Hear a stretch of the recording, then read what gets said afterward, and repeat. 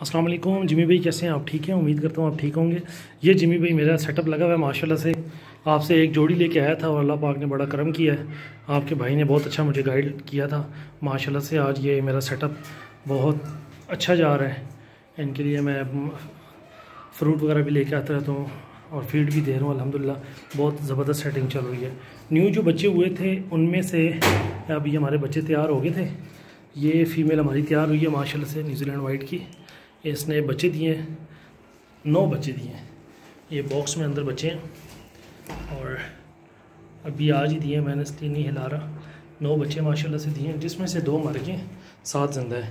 ये जो 2 मरे हुए हैं ये जिमी भाई है, तो मैंने कहा आपको सेंड कर दूं, आप इनको अपने पास नोट कर लीजिएगा। ठीक है जिमी भाई, ये माशाल्लाह से मेरा सेटअप है। ये घर किराए पे लिया और इधर सेटअप लगाया हुआ हमने। ठीक है जिमी भाई, बहुत शुक्रिया।